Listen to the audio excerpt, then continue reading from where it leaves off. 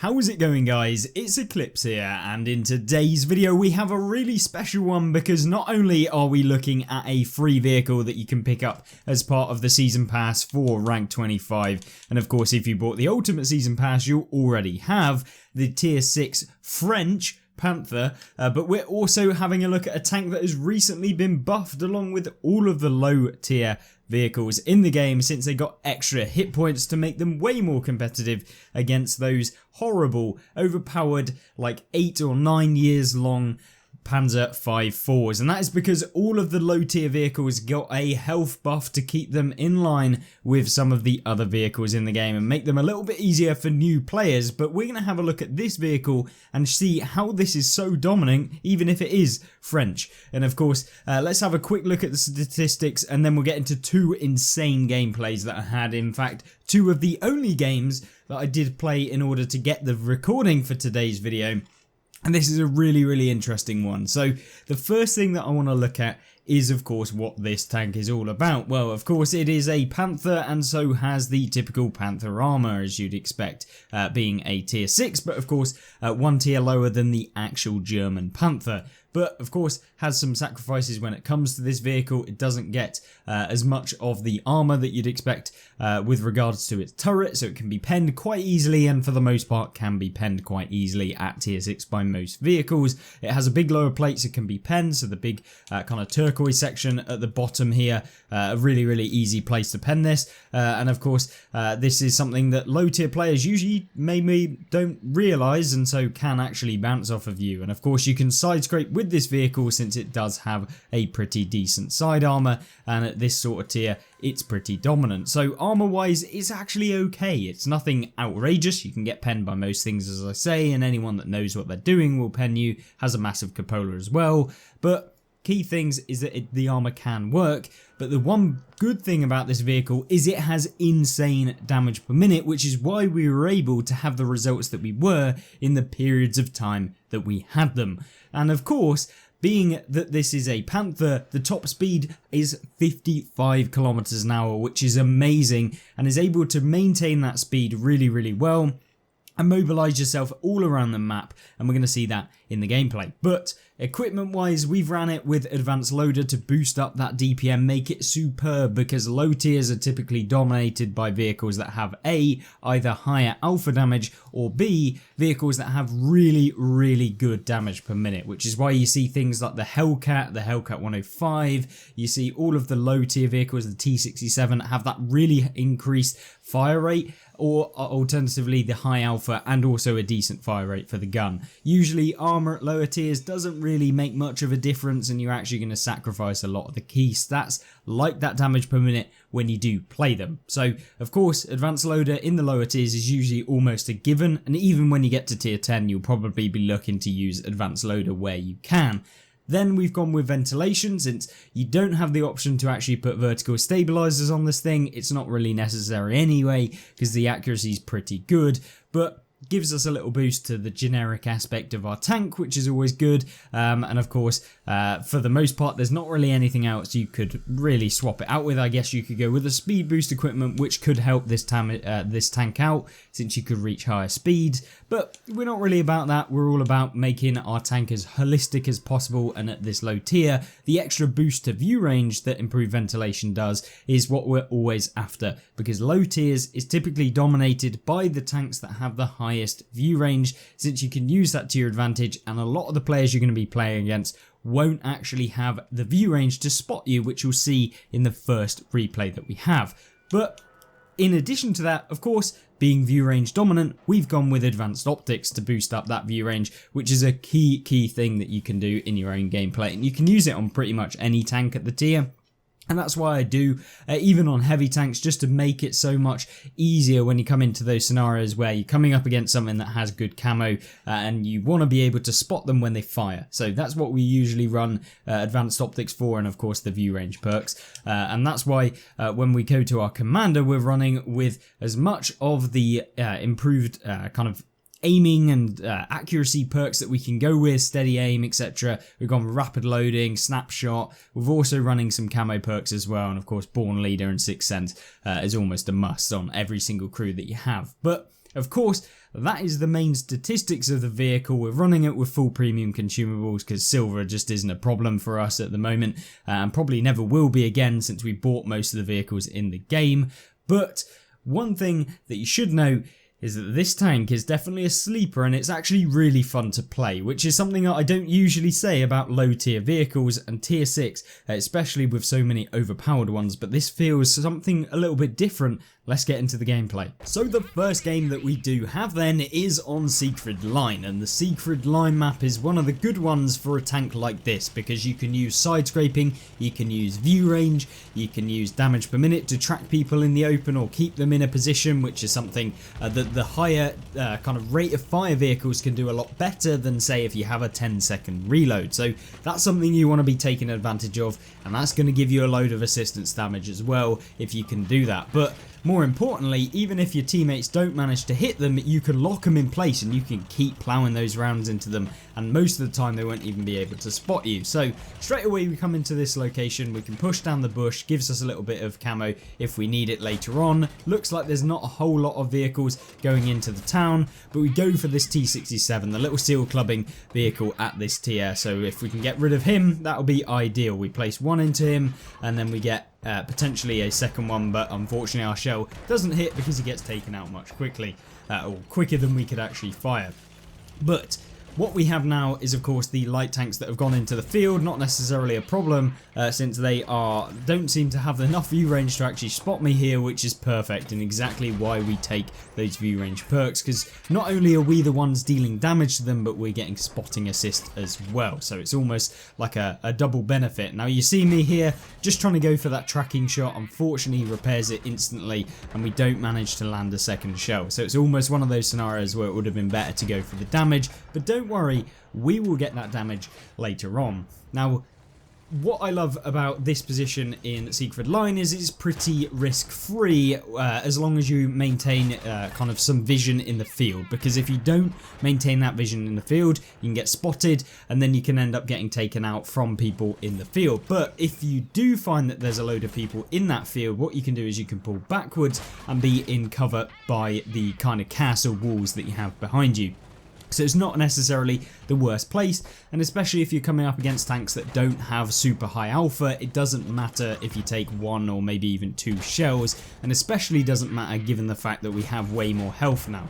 So instantly within this game we've picked up 1500 damage, so it's gone pretty well, and we've pretty much been the one that's been taking out most of the tanks on this side of the game. But there are still loads of vehicles still in the town area and they seem to be ploughing their way through a lot of our teammates. Now you're seeing me here just going after this VK301P. He does manage to spot us, which I'm not surprised about, but at the end of the day he's not able to get a shot onto us because he'd have to stay there out in the open. But we're going for this shot on the VKH. There's the two of them there, and essentially they've got to do something, or at least, you know, hide, and that means that they're not going to have a particularly great game. Now unfortunately reload not quite fast enough to be able to actually plow multiple rounds before they get into cover, but that's not a problem because it's not like the reload's bad, it's just because it's not insane, or at least maybe it is insane, but it's not insane enough. So either way, now picked up a few more shells of damage onto the opponents, and so we're going to move up into this area here because, you know, there's no point in me literally sitting here for ages hoping to get a shot. Might as well try and make the angle work for us. We bounce off the back of the guy. He then decides to move backwards, which is actually a mistake, and here you go. This is what the tracking power and making sure that you're double tracking opponents can lead to, and this is the ultimate lovely view when you're in World of Tanks, where you just lock someone's track down and it is all over for them. Now we're doing the exact same to the KV-85 who's now in the center. We missed the first shell, doesn't really matter because we're going for those tracks. We managed to track him in the first shell, we hit him again. He's now starting to turn his turret. If we wait for another one we're probably going to take a hit, but luckily we bowed down before him and managed to avoid that shell, and then we plow another one into him, track him, and then it allows us to finish him off. Now the M40 or M4A3E8, or the Easy 8 as it's now called, or has always been called, I don't know what I'm on about, but we managed to hit him. We go for the try and get an easy shell into the tank camping at the back, but we don't manage to get it. and so it's now just time to push forward. Now the Sherman 3 doesn't look like he has the big gun, which is perfect. We don't want to be coming up against the guy with the heat, and so now we just come around that corner and we try and get some extra damage. Now we plow one into that guy who's trying to push around behind us, and then we find ourselves a lovely artillery piece. We all know what we like to do when we see one, and that is finish them off. So we go for a few shells into him. The M48 or the Easy 8 tries to push us, and unfortunately for him we're not an absolute bot, so we managed to deal the damage to him and then try and get that final shell. The enemy Sherman 3 is being an absolute joker, trying to jump into the water, and he does actually manage to get in there, which is very toxic. But you know, wargaming at least don't negatively impact your game if you jump into the water. You know, I don't even know, but apparently we managed to pick up 4,368 damage in this game, which was brilliant. We managed to pick up 5 enemies within the game as well, 2,317 base XP, and obviously one of the better games that I've had at this tier, and certainly in the last couple of weeks and maybe even a month, maybe before we had that ISU 152 game which I featured on the channel, where we managed to pick up nearly 3,000 base XP, which is crazy.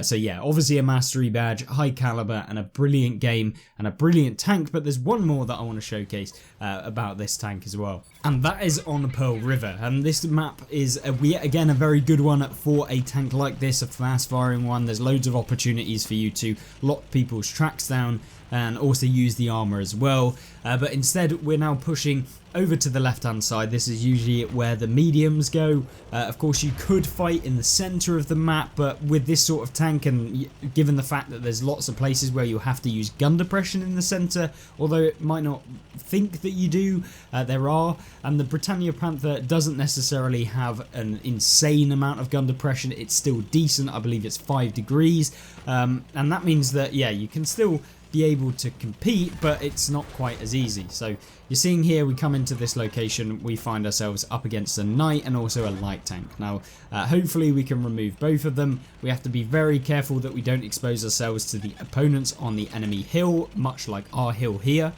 So you can do that in your own games, is just make sure that you don't kind of sit there for ages. And then we managed to bounce off the knight. Now the knight is the kind of skinned version of a Cromwell essentially at this tier, but it doesn't matter because now we're going after the AMD. And yes, once again bouncing. Brilliant. Nice to always see yourself bouncing off of French light tanks, there's no surprise. But either way, managed to pick up a few damaging hits on the knight as well as this light tank, and it's only going to continue as we go through this game. Now the knight will crop up back later, but at this point I'm kind of wanting to push in, or at least do something. I always get bored when I'm playing lower tiers, and that probably leads to a lot of the games where you get steamrolled, but if you play quite passively, or at least don't go in until the later stages in low tier games, you can have way better games. And no, I don't mean sitting in your base and hoping that you'll be able to get damage there. I'm talking about actually getting up close and personal, but you know, not just pulling around a corner and just taking hits for no reason. But you can see here we switched on. We knew that the enemy team had taken the middle, so we're going for the Tiger and its kin, and of course picking up some easy damage on them, and we don't manage to get the final damaging hit on him, but that's not a problem. So instead we go after this M56. Now I don't want to stay up here for too long, and we go and try and get that final shell blind on him. Only managed to hit one, so could have done with fully aiming on the first shell, but we go for this J Panther who's loading, by the looks of it, heat rounds, and so he misses us, and that gives us an easy opportunity to grab a little bit of extra damage against him, and there you go. And then unluckily for him, we set him on fire. I mean, I would have been so triggered if that was me, but yeah. Low caliber guns, of course, doing so much modular damage that you end up setting things on fire all the time. Yay, love it. Either way, a decent game so far. You know, we've picked up well over a fire for effect, 1.5 times the damage, and we haven't even taken a hit yet, so this is looking really good. There's still lots of damage to be had within this game, and this one actually ends up being a very close game. So I'll give you, I guess it's not really a spoiler, but it is a very close game at the end, which is maybe something that you can kind of take from this video, is that even if you have very good games, it can all be switched up by RNG sometimes. And although, you know, RNG is a big part in, you know, sometimes hindering your games, for the most part, if you actually learn the game, you can find out your, increase your knowledge of the game, you are going to be able to win way more than RNG will make you lose. It's literally just a fact. And unfortunately, a lot of people get caught up on blaming, you know, RNG or their team or whatever it might be for the reason why they're losing games. When a lot of the time, if you focus on your own gameplay and just think, you know what, if the team do bad, the team do bad, it doesn't actually hinder me really. I mean, then it doesn't become an issue. It's only really an issue when you start going for 3 marks, etc., and then you just get triggered at people because, you know, if they have a really short game or your team just does nothing, then you don't have the time to actually be able to get the damage. Now, we're bouncing off the VKH. This is probably because I wasn't aiming 100%. Of course, you want to be going for the inner drive wheel when he angles like that. But that tank has a flat bar on the front, which is a lot stronger than the majority of the tanks, so you just got to be aware of that. Now, one thing that you can note here is a nice position if you get into this sort of spot.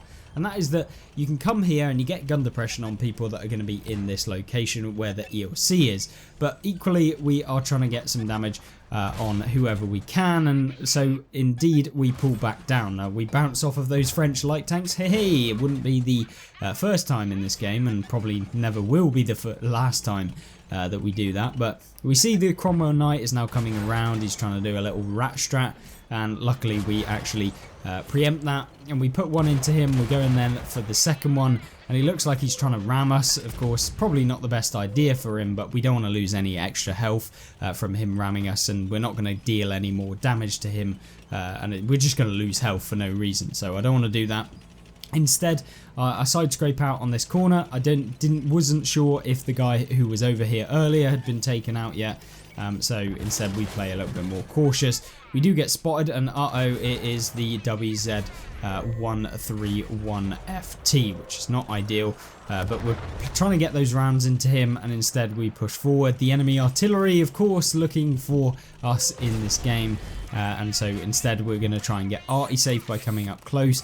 The M56 then hits us, which is super annoying, and then the WZ comes over. Now we go for the tracking shot on him, which was nice. I then try and go for the tracking shot again. He doesn't manage to actually pen us, and then we manage to finish him off. But of course, our friendly neighborhood artillery piece lands a shell right on top of us and takes us out, which is it's just typical, just what you want when you're playing in this game. But it gets really, really close, even though we picked up 3,700 damage and also 5 enemies within this game. If we skip forward, we end up actually bringing it down to the wire with an M56 Scorpion having to duke it out with the artillery piece at the end of the game after the artillery ends up capping or trying to cap. And it gets really, really close, and I'm there just hoping that we'll end up winning this game. But of course, he does manage to shut the Lorraine down there, which is nice, and we end up actually winning the game. A victory screen, obviously, and there you go, a really, really nice one. We come top of the team with 2,045 base experience and 3,700 damage with 4 enemies taken out, not 5 like I said earlier. And yeah, just a really, really good game there to come away with the victory. And I was really pleasantly surprised with how well this tank actually is in the game and why you want to try it out, especially with the amount of hit points that the tanks have at this tier that allows you to get those higher damage games, since there's more health for you to farm up in. And of course, when you have the power that this tank has, it's really not a problem. So yeah, a brilliant, brilliant result, and hopefully you enjoyed this video. Don't forget that you can see the latest new tier 10 vehicle, the T58 Heavy review, in yesterday's video, which I will link on screen right now, and it is definitely worth the check out, because you'll see the weak points. You'll also see how well it plays. Is it good? Is it bad? Should you buy the Ultimate Season Pass? It's all in that video, and hopefully you enjoying this season like I am. And yeah, let me know what you think in the comment section down below, and whether you've tried this or had it before the season. Yeah, I'll see you there, and I'll see you in the next one. Goodbye.